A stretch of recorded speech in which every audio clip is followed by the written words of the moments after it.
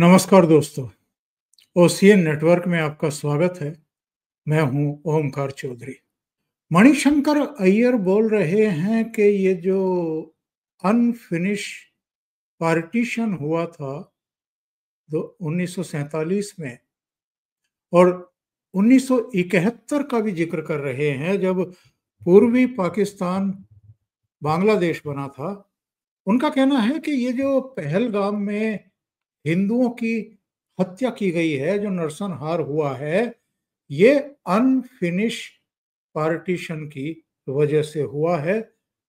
खुलकर के कुछ नहीं बोला है, लेकिन एक कार्यक्रम में फिर उन्होंने इस तरह की बदजुबानी की है और विवादों को जन्म दे दिया है। मणिशंकर अय्यर जैसे कांग्रेस में बहुत हैं जो कांग्रेस का कबाड़ा करते रहे हैं और अब तो उनकी लाइन पर कई चल रहे हैं। ये अलग बात है कि मणिशंकर अय्यर को कुछ अलग थलग किया गया है, लेकिन उसी सोच के, उसी मानसिकता के लोग आज कांग्रेस में उनकी भरमार है। दूसरे, अखिलेश भैया कह रहे हैं कि युद्ध जो है वो किसी समस्या का समाधान नहीं है। नंबर दो, वो ये कह रहे हैं कि भारतीय जनता पार्टी को इस पर राजनीति करने का कोई हक नहीं है। तीसरे, कर्नाटक के मुख्यमंत्री सिद्धारमैया भी यही कह रहे हैं कि कोई युद्ध नहीं चाहता। और ये जो एकजुटता प्रदर्शित हो रही है, राहुल गांधी भी और असदुद्दीन ओवैसी भी मोमबत्ती जला करके अलग अलग जगहों पर प्रदर्शन कर रहे हैं।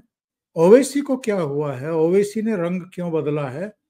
दूसरे, ये भी जरा जानने की कोशिश करेंगे, ममता बनर्जी चुप क्यों हैं? उन्होंने चुप्पी क्यों साधी हुई है? और क्या बिहार पर इस पूरे प्रकरण का कोई इम्पैक्ट आएगा जब भी चुनाव होंगे? इसके अलावा हम इस पर भी बात करेंगे कि सीडीएस आज डिफेंस मिनिस्टर राजनाथ सिंह से मिले हैं और बीएसएफ के DG home minister Amit Shah से मिले हैं। एक डेवलपमेंट पाकिस्तान का है। ये लगातार सूचनाएं आ रही हैं कि कराची हो, इस्लामाबाद हो, हर जगह से जो इनकी क्रीम है पाकिस्तान की, यहाँ तक के सैन्य अधिकारियों के परिवार भी और मंत्रियों के परिवार भी देश छोड़ करके दुनिया की सुरक्षित देशों की पनाहगाह में पहुंच रहे हैं। ऐसा क्यों हो रहा है? और ये जो डर है, ये क्या बहुत अच्छा है? इनको डरना चाहिए भारत से। और ईरान को लेकर के पाकिस्तान के प्रधानमंत्री शहबाज शरीफ ने ये कहा है कि अगर ईरान हमारे और भारत के बीच में मध्यस्थता करना चाहता है तो हम उसका स्वागत करेंगे। ये भी एक तरीके से उनका खौफ ही है। उनको लग रहा है कि किसी भी समय हम पर अब कहर टूट सकता है। मेरे साथ दो खास मेहमान जुड़ रहे हैं। उनमें से एक अभी जुड़ रहे हैं और दूसरे थोड़ी देर में जुड़ जाएंगे। वीरेंद्र नाथ भट्ट लखनऊ से जुड़ रहे हैं और प्रयागराज से जुड़ेंगे अनुपम मिश्रा जी। तो वीरेंद्र जी को जोड़ करके अभी चर्चा की शुरुआत कर देते हैं। वीरेंद्र जी, बहुत स्वागत है। नमस्कार जी। नमस्कार। नमस्कार। वीरेंद्र जी, मणिशंकर अय्यर ने फिर मुंह खोला है और फिर विवादास्पद बयान दिए हैं। उन्होंने जो कहा है, मैं दर्शकों को बता देता हूं साहब, और इस पर मैं आपकी एक टिप्पणी जरूर चाहूंगा। उन्होंने कहा है, पहलगाम की घटना विभाजन के अनसुलझे सवालों को दर्शाती है। इंडिया इंटरनेशनल सेंटर में एक कार्यक्रम में बोलते हुए अय्यर ने कहा, बहुत से लोगों ने विभाजन को रोकने की कोशिश की, लेकिन ये इसलिए हुआ क्योंकि गांधी और पंडित नेहरू जैसे लोगों और जिन्ना और कई अन्य मुसलमानों के बीच भारत की राष्ट्रवाद की प्रकृति और इसकी सभ्यता की विरासत के बारे में मूल्यों और आकलन में अंतर था, जो जिन्ना से सहमत नहीं थे। इन्होंने कहा कि लेकिन सच्चाई ये है कि विभाजन हो गया और आज तक हम उस विभाजन के परिणामों के साथ जी रहे हैं। क्या हमें ऐसे ही जीना चाहिए? क्या विभाजन के अनसुलझे सवाल 22 अप्रैल को पहलगाम के पास हुई भयानक त्रासदी में नहीं दिखते?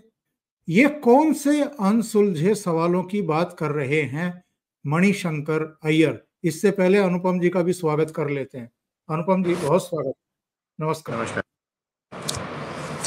देखिए, हर हर हर हर बड़े देश की इंटेलिजेंस एजेंसी में एक होता है विंग, एक होता है विभाग, उसको बोलते हैं डर्टी ट्रिक्स डिपार्टमेंट, जो गंदी हरकतें करता है और जिसका कभी कोई स्रोत या सबूत नहीं होता है। कांग्रेस में ये काम खुल करके होता है, गंदगी फैलाना, भ्रम फैलाना और लोगों को गेस करने के लिए छोड़ देना।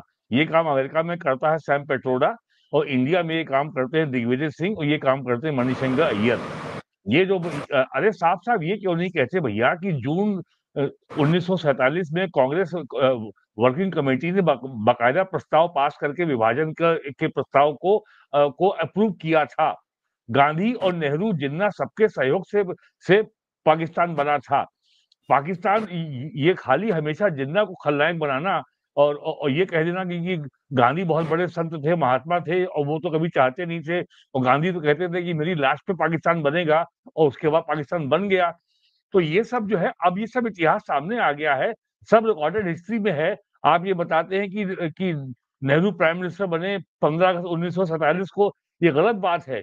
नेहरू प्राइम मिनिस्टर बने 6 सितंबर 1946 को कैबिनेट मिशन प्लान के तहत, और उनको शपथ दे, और उन्होंने क्वीन एलिजाबेथ के प्रति लॉयल्टी की शपथ ली थी। तो और आज ये कांग्रेस जो कह रही है, जो ये बताती है कि सेफ्रॉन टेरर, हिंदू टेरर और आतंकवाद का कोई धर्म नहीं होता। अरे भाई, आतंकवाद का मजहब होता है, सब जानते हैं, धर्म कहाँ से आ गया?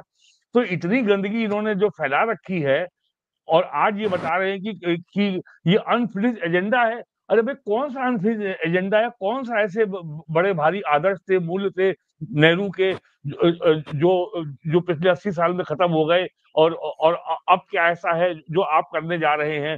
सीधी सी बात ये है कि 1947 में कॉलोनियल पावर्स ने, ब्रिटेन ने, इंडियन ओशन में, बे ऑफ बंगाल में, अरब सागर में अपना प्रभुत्व बनाए रखने के लिए उनको एक अपना एक चौकी चाहिए थी साउथ एशिया में, इसलिए पाकिस्तान बना था। उनको एक बफर चाहिए था, एक उनको ऐसी ठिया चाहिए था कि सोवियत यूनियन यानी कम्युनिस्ट रशिया के विस्तार को वो रोक सके, वो एशिया में, साउथ एशिया में ना घुस सके। अब जिस पर्पस के लिए पाकिस्तान बना था, आज कॉलोनियल पावर्स के लिए, वेस्टर्न पावर्स के लिए वो उपयोगिता अब समाप्त हो चुकी है। सोवियत यूनियन खत्म हो चुका है, तो वो 16 हिस्सों में बढ़ चुका है। अब बचा है चाइना। चाइना अगर चाइना के अगेंस्ट एज ए बुलवर्क आपको इस्तेमाल करना है, तो पाकिस्तान की वो हैसियत नहीं है। इंडिया जो है वो आपका चेला बन करके, आपका एलाई बन करके काम करेगा नहीं। हम अपनी शर्तों पे काम करेंगे। रही सही बात, जो बलूचिस्तान में जो China Pakistan economic corridor project है, वो ऑलरेडी ध्वस्त हो चुका है। $65 बिलियन चाइना का डूब चुका है। अब आज की तारीख में किसी को जरूरत नहीं है पाकिस्तान की, चाहे वो सऊदी अरब हो, या ईरान हो, या अफगानिस्तान हो, या अमेरिका हो, या यूरोप हो। स्थिति ये है। अब जियो पोलिटिकल सिचुएशन बहुत बदल गई है। इंडिया वर्ल्ड की 4th लार्जेस्ट इकोनॉमी बन चुका है। इंडिया रीजनल पावर बन चुका है। अभी फरवरी में प्राइम मिनिस्टर अमेरिका गए थे, वहां पे ट्रंप ने साफ साफ कह दिया कि मैंने बांग्लादेश का मामला जो है प्राइम मिनिस्टर मोदी के ऊपर छोड़ दिया है। तो अब ये स्थितियां एकदम बदल गई हैं। और जिस तरीके का पैनिक पाकिस्तान में आप देख रहे हैं, प्राइम मिनिस्टर जो बयान दिया मधुबनी बिहार में, तो आधी लड़ाई तो हमने ऐसे ही जीत ली। और जो रॉ के RAW के जो संस्थापक थे, RN काओ, उनका एक बहुत मशहूर बयान है कि दुश्मन को शहद से मारो, जहर से नहीं मारो।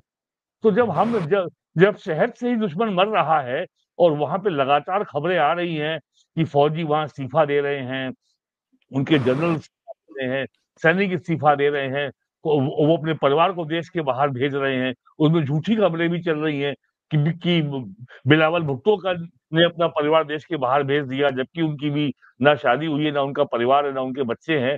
तो उसमें और कुछ तो जो है लाहौर इस्लामाबाद एयरपोर्ट के एयर ट्रैफिक कंट्रोल से सीधे रिपोर्ट कर रहे हैं कि वो हो गया। पाकिस्तान में भी खूब खबरें उलझुल चल रही हैं कि इतने जो है इजराइल के मिलिट्री प्लेन लैंड किए हैं श्रीनगर में, कोई लैंड करवा रहा है जयपुर में, कोई लैंड करवा रहा है अमृतसर में, कोई दिल्ली में।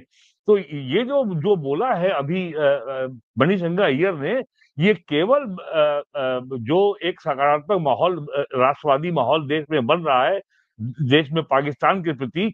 तो अब कांग्रेस जो है, जिस तरीके से सर्जिकल स्ट्राइक को 2016 में इन्होंने उसका मजाक उड़ाया था, सबूत मांगे थे, 2019 में बालाकोट में जो एयर स्ट्राइक किया था उसके भी सबूत मांगे थे, उसका मजाक बनाया था।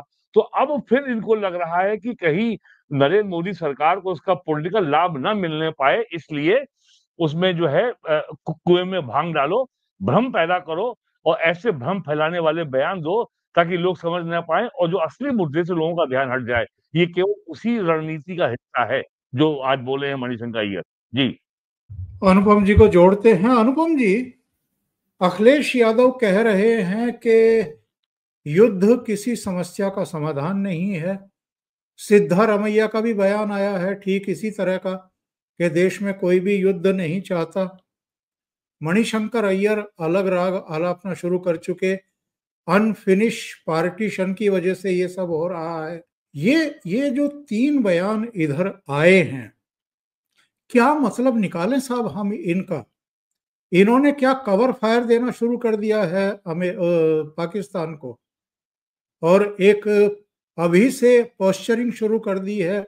अभी तो जिस बड़ी कार्रवाई की अपेक्षा इंतजार देश कर रहा है वो हुआ भी नहीं है, उससे पहले ही पाकिस्तान भी बिल बिला रहा है और यहाँ ये लोग भी इस तरह की उल्टी सीधी टिप्पणियां कर रहे हैं। देखें, दो चीजें हैं। पहली बात तो ये कि नरेंद्र मोदी ने आज फिर दोहराया है कि सजा मिलेगी, कठोर दंड मिलेगा।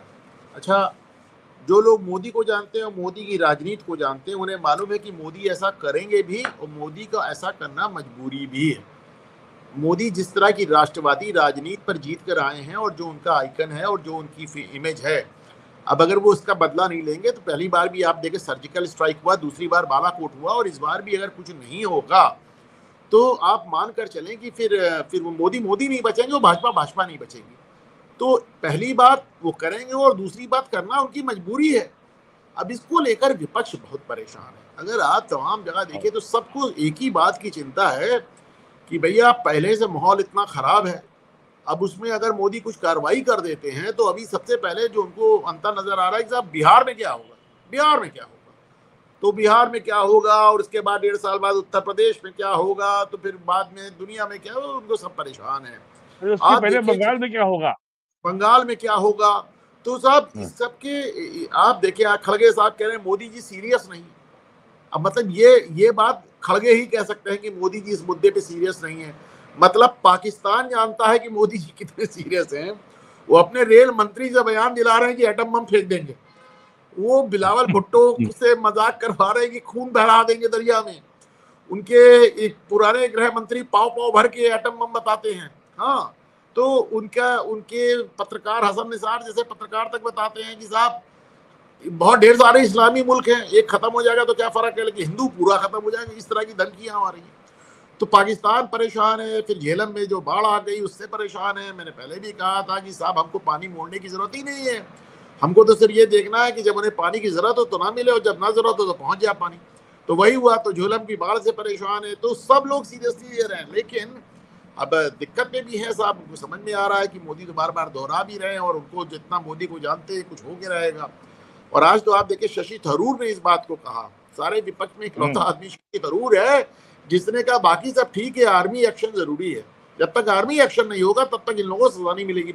अब ऐसे में जाहिर सी बात है जितना विपक्ष है परेशान है, जितने विपक्षी पत्रकार हैं, पत्रकार भी तो विपक्षी हैं, जितने विपक्षी पत्रकार हैं, जितने सोशल मीडिया ट्रोल्स हैं, मैं देख रहा था कि सारे पत्रकारों के ट्वीट्स में आखिरी लाइन क्या है, नेहा सिंह राठौर की आखिरी लाइन है कि ये बिहार के चुनाव में फायदा नहीं मिलना चाहिए भाजपा। श्याम मीरा सिंह की ट्वीट का आखिरी लाइन ये है कि बिहार के चुनाव में फायदा नहीं मिलना चाहिए।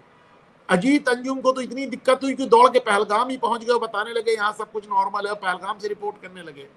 तो साहब ये मैं अभी आपके शो पे आने से पहले अपने घूमता आईना पे बैठा था, तो मैं वहां बता रहा था कि 2019 में, आज से 6 साल पहले मैंने एक आर्टिकल लिखा था, बाद में बड़ा वायरल हुआ साहब, अलग अलग नामों से आज भी मैं देख रहा हूँ लोग लिख रहे हैं, चच्ची 420।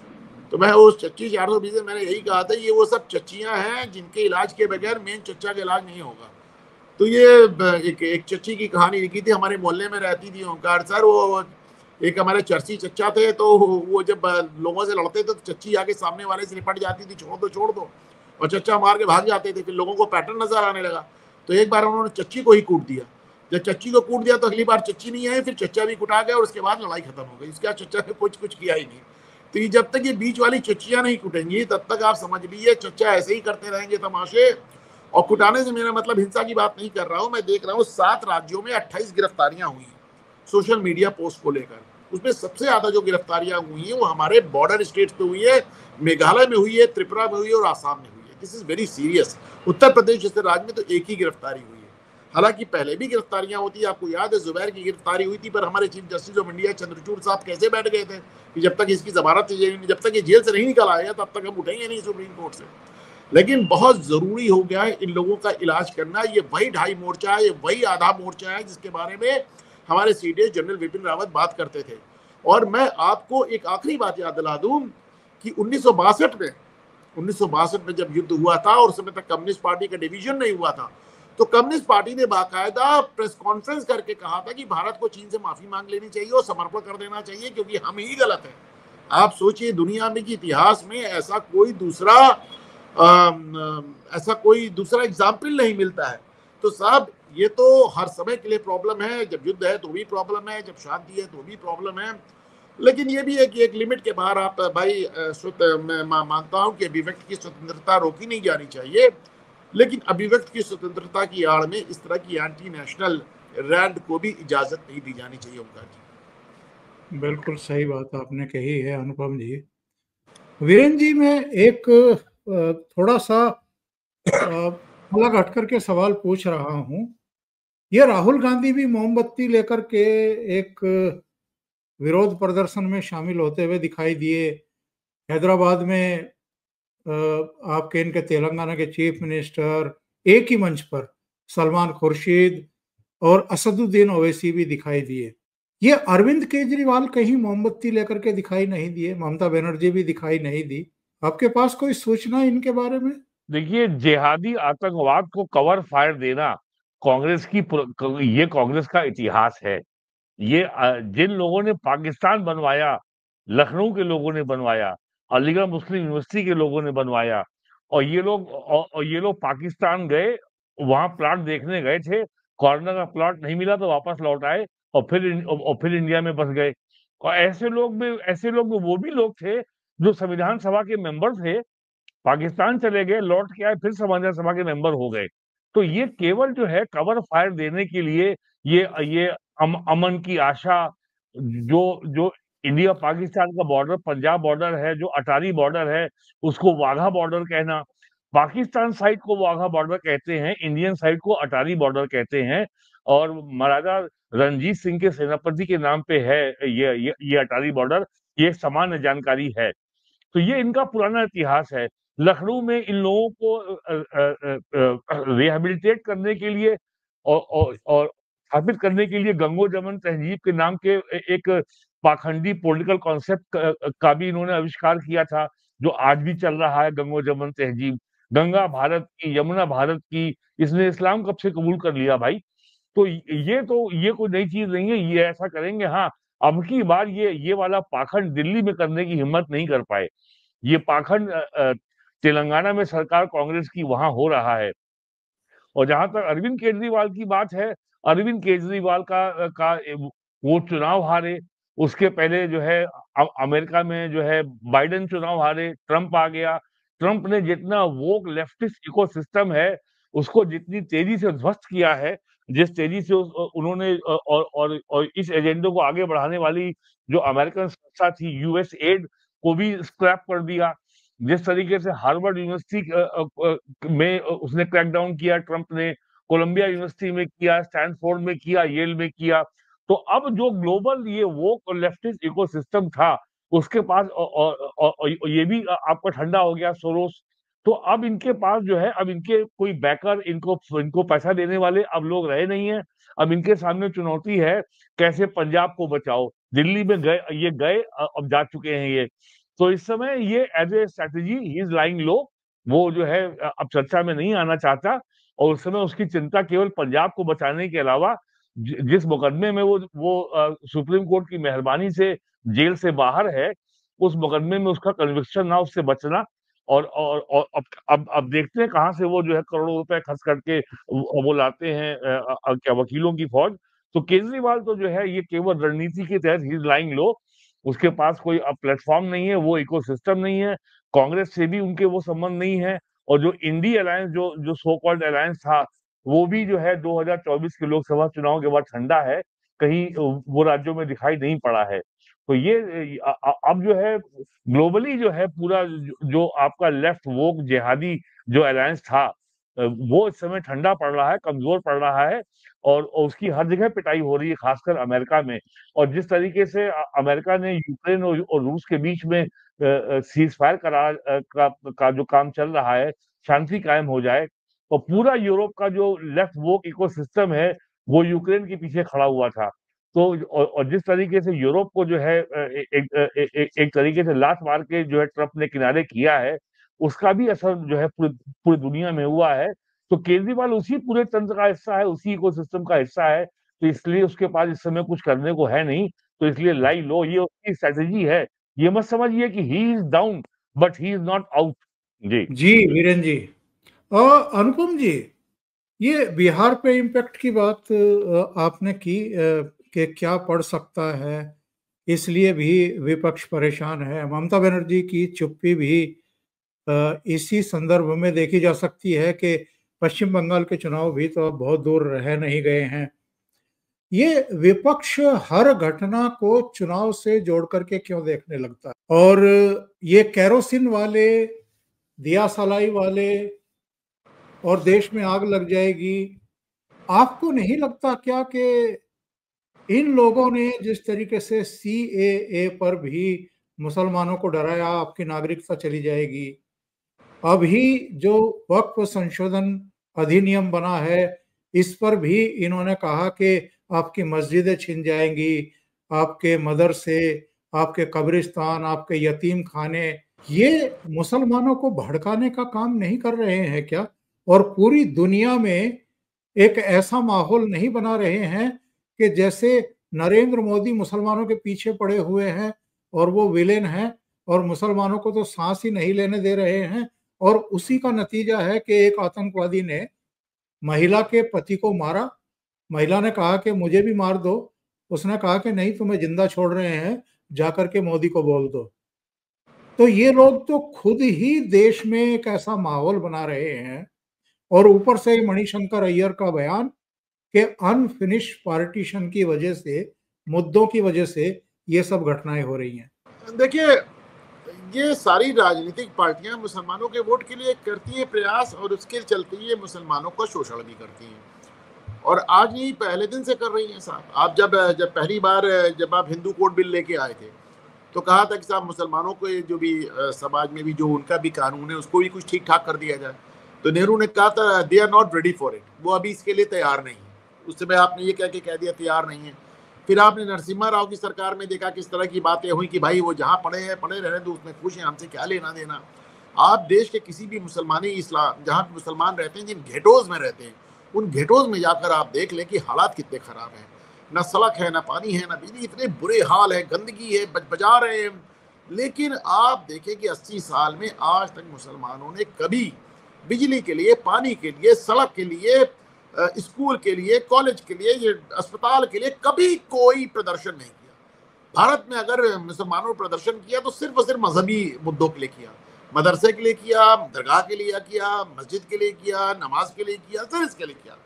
तो भाई विदेशी तो अच्छा, नरेंद्र मोदी को गलतफहमी थी कि साहब सच्चर आयोग की रिपोर्ट बताती है कि मुसलमान सबसे ज्यादा खुशहाल गुजरात में है, तो मैं मुसलमान को इतना खुशहाल कर दूंगा कि मुसलमान एक हाथ में कंप्यूटर दे दूंगा, एक में कुरान दे दूंगा, ये कर दूंगा, वो कर दूंगा। तो अब उनकी गलतफहमी पता नहीं दूर हुई नहीं हुई है। मैं देख रहा हूँ मोहन भागवत की गलतफहमी दूर होती नजर आ रही है।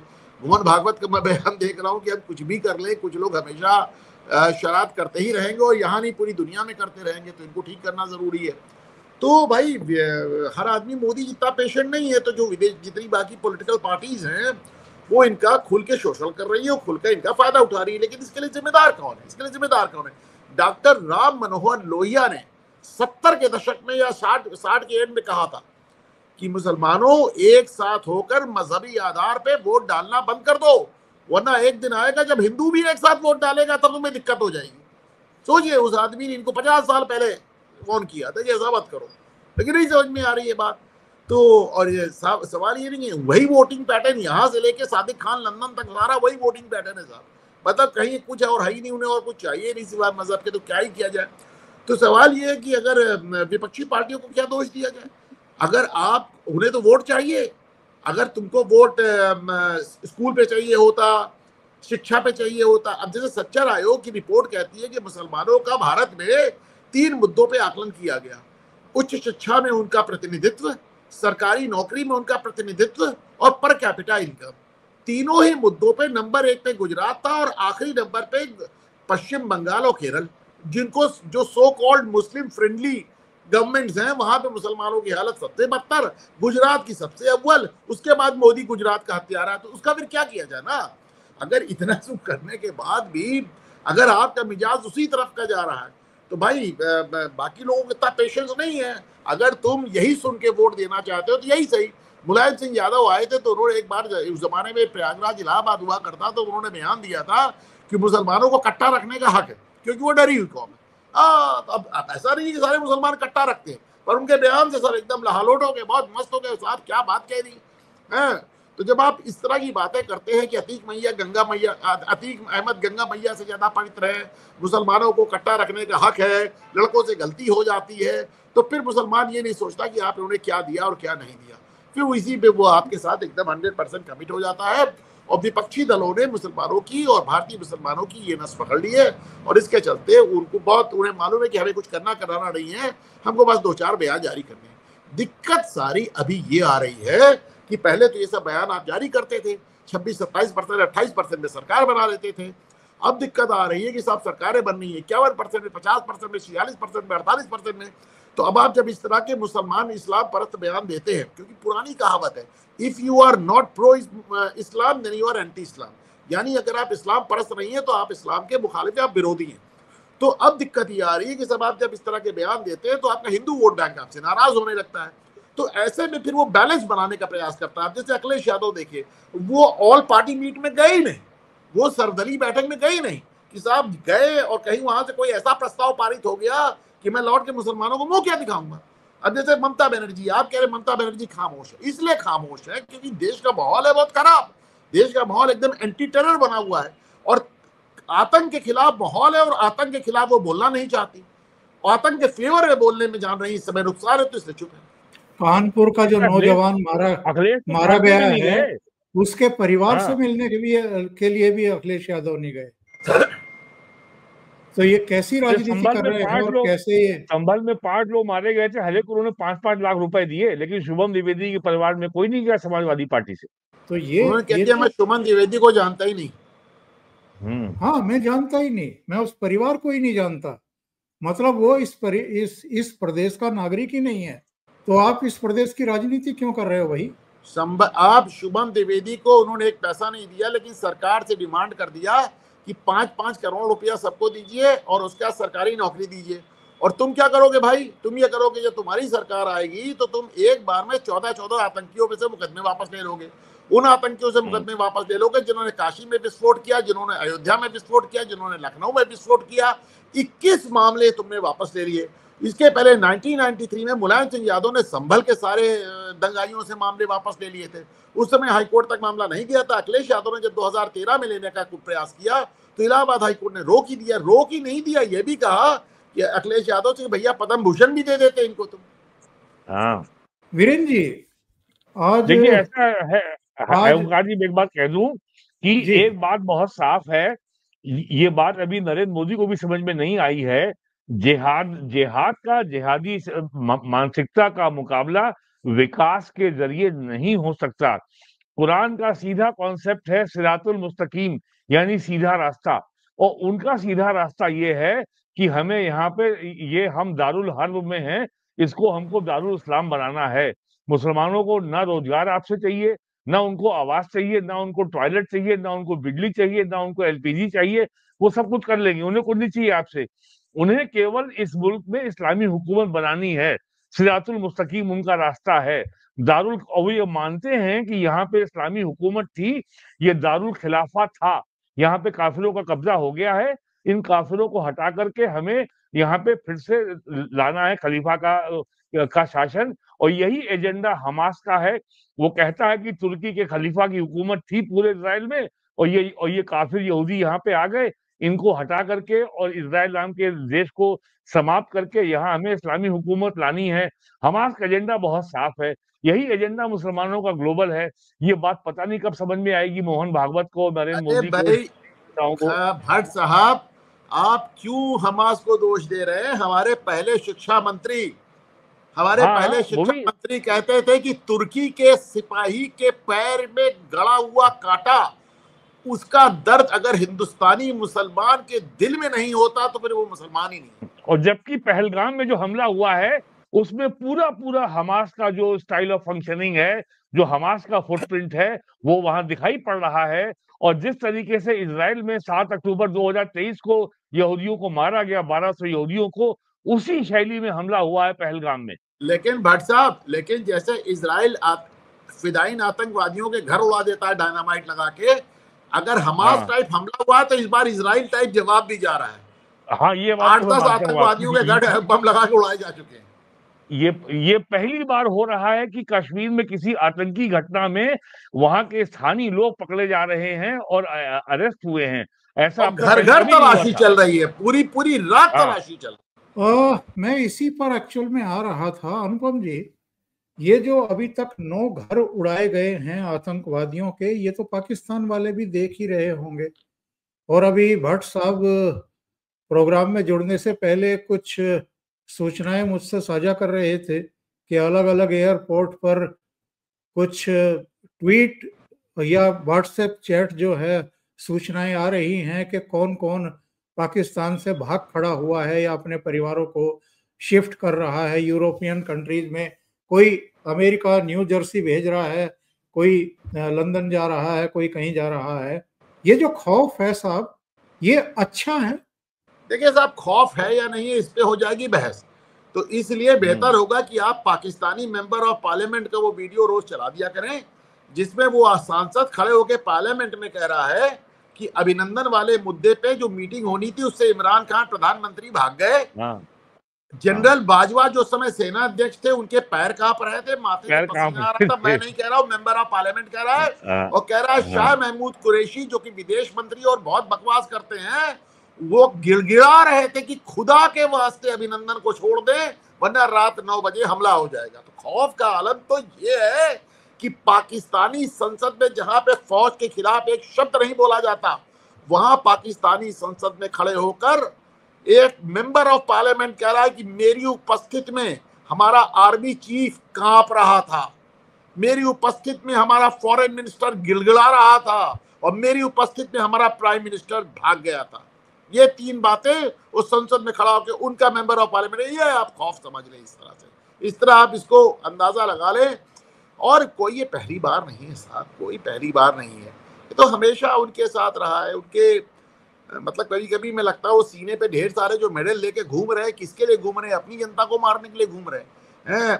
भाई आपकी कमांडो रेजिमेंट को टीटीपी किडनैप कर लेता है, जो सबसे हार्ड की में, और वो कमांडो रेजिमेंट लौट के आती है और वो सेना से रिजाइन कर देती है कि हम इसी शर्त पे छूटे हैं कि हम सेना में काम नहीं करेंगे। आप सोचिए, आपके कमांडोज का आपके मुल्क में सर काट के फुटबॉल खेल रहे हैं। अरे शर्म से डूब मरो यार। लेकिन और आप सोचिए कि आज भी तुम साले को, आई एम सॉरी, आज भी तुम हिंदुओं पे नफरत में जी रहे हो। तुम्हारा सेना अध्यक्ष आज भी हिंदुओं को गाली दे रहा है। अरे हिंदू बचे नहीं यार तुम्हारे यहाँ, मार के खा गए तुम सबको, अभी भी तुम हिंदुओं को गाली दे रहे हो। हाँ, ये दिखाता है कि तुम इस्लाम के नाम पे भी एक नहीं हो सकते। तुम सिर्फ और सिर्फ काफिरों की नफरत के नाम पे एक हो सकते हो। इस्लाम के नाम पे अगर तुम एक हो सकते तो आज 80 साल बाद जनरल मुनीर को हिंदुओं को गाली देने की जरूरत नहीं पड़ती।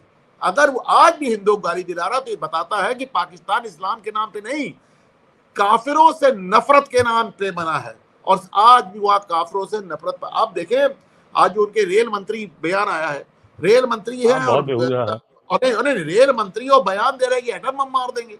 तो लेकिन उसमें देखिए वो हिंदुओं के लिए वर्ड क्या इस्तेमाल करते हैं, कहते हैं हिंदू बनिया इतना काइया। आज भी वो हिंदुओं को गांधी से जोड़ के देखते हैं। वो गांधी को बनिया कहते थे, जिन्ना के सामने गांधी जिन्ना को मर्दे मोमिन बताते थे और गांधी को काइया बनिया बताते थे। तो आज भी जब वो हिंदुओं की बात करते हैं तो बनिया, आज का बयान है उन्होंने कहा हिंदू बनिया इतना का है। तो आप सोचें ये हिंदुओं की नफरत पे जी रहे हैं, काफरों की नफरत पे जी रहे हैं, वरना इनको एक रखने के लिए कुछ नहीं बचा है। सिंध अलग, जीए सिंध अलग जा रहा है, जीए सिंध आंदोलन कब से चल रहा है, एमक्यूएम मुहाजिर कौमी मूवमेंट कब से अलग चल रहा है, बलूचिस्तान का हाल आप देख ही रहे हैं, पख्तूनिस्तान आप देख ही रहे हैं, टीटीपी आप देख ही रहे हैं। तो पाकिस्तान मतलब पंजाब और बाकी सब कुछ उनके खिलाफ हो रहा है। तो साहब कुछ दिन मतलब ये दुर्भाग्य है कि ऐसे मौका आ गया कि हमको अब रिटेलिएट करना हमारी मजबूरी है, और जब हम रिटेलिएट करते हैं तो थोड़ी सी उनमें एका आ जाती है, वरना कुछ समय और रुक जाइए वो तो अपने आप ही डिसइंटीग्रेट हो रहा है, अपने आप ही टूट के टुकड़े टुकड़े हो रहा है। आपकी एका नहीं आएगी अनुपम जी, आप जान लीजिए आपकी वहां एका नहीं आ रही है। और जिस तरीके से जो आसिम मुनीर का बयान है ये बहुत ही अंतिम हताशा भरा प्रयास है इस्लाम का चूरन बेचने का, जो बिक नहीं रहा आपकी बार। इस्लाम का चूरन नहीं बिक रहा है ना वीरेंद्र भाई, वो काफिरों का चूरन बिक रहा है, एंटी काफिर चूरन बिक रहा है। और ओंकार जी समझिए जो भट्ट साहब कह रहे हैं कि अब की एका नहीं आएगी, उसका कारण ये है कि पाकिस्तान में एक बहुत बड़ी आवाम, बहुत बड़ी जनता इमरान खान के जेल में रहने से नाराज है, और पहली बार पाकिस्तान में खुल के फौज के खिलाफ, मतलब आप सोशल मीडिया से लेके सड़क तक आप बगावत देख रहे हैं। उन्होंने पाकिस्तानी स्टैब्लिशमेंट पे हमला कर दिया, जनरल के घर में घुस गए और नारे सुने, ये जो दहशतगर्दी है इसके पीछे वर्दी है, ऐसा सब पहले कभी नहीं देखा गया। तो पाकिस्तानी फौज को लेके बहुत डिसइल्यूजनमेंट है कि यार हम ही को मारते हो, हमारा ही खाते हो, सारे युद्ध हार के आ जाते हो। और ये जो बयान आया है शहबाज शरीफ का कि साहब हम तो तटस्थ, स्वतंत्र और हर तरह की जांच में सहयोग करने को तैयार है, एक तरीके से हाथ खड़े कर दिए। और उनका एक और बयान आया है, अब तो वो चीन और रूस को भी ले आए बीच में। वो उनका कहना है कि ईरान के प्रधानमंत्री अगर मध्यस्थता करके हमारी टॉक्स करा दे भारत से तो हम बड़े आभारी की बात ईरान भी कह दिया, चाइना भी कह दिया, रशिया भी कह दिया। अब आप देखते जाइए ये सीधे सीधे पोप तक पहुंचेंगे। अब वो दिक्कत कि भाई देखिए Shahbaz Sharif is in a very difficult situation. जब नवाज शरीफ वास्तव में कुछ करना चाहता था तो उसको मुशर्रफ ने दिक्कत में डाल दिया था, उसकी पीठ के पीछे जाकर कारगिल कर दिया। आपको क्या लगता है कि जो कांड जनरल मुनीर ने अगर कराया है तो इसके लिए शहबाज शरीफ से क्या उन्होंने परमिशन ली होगी? वहां परमिशन नहीं, वहां तो इन लोगों को डांटा जाता। वैसे भी शहबाज शरीफ के पास तो बहुमत तक नहीं है, आर्मी उनकी सरकार चला रही है, आर्मी इमरान खान को जेल में रखे है, आर्मी उनको सपोर्ट दिला रही है, तो वो तो बेचारे मिनमिना रहे हैं। अब उनकी दिक्कत ये है कि उनको उस काम का खामियाजा चुकाना उन्हीं को है, किया मुनीर ने है, चुकाएंगे ये वहां का इतिहास है सर, यही इतिहास रहा है वहां का। बहुत बहुत धन्यवाद। एक बार छोड़ के भट्ट, सिर्फ एक बार, हर बार किया फौजियों ने, चुकाया सिविलियंस ने, सिर्फ एक बार इतिहास है। एक बार अंतर पड़ा, जब फौजियों ने किया उसका फायदा एक सिविलियन ने उठाया, और वो था जुल्फिकार अली भुट्टो 1971 में। जब याहिया खान युद्ध हार गया तो उसका फायदा भुट्टो को मिल गया। बहुत बहुत धन्यवाद अनुपम जी और वीरेंद्र नाथ भट्ट साहब, आप दोनों जुड़े और महत्वपूर्ण बिंदुओं पर चर्चा की। Thank you so much. नमस्कार।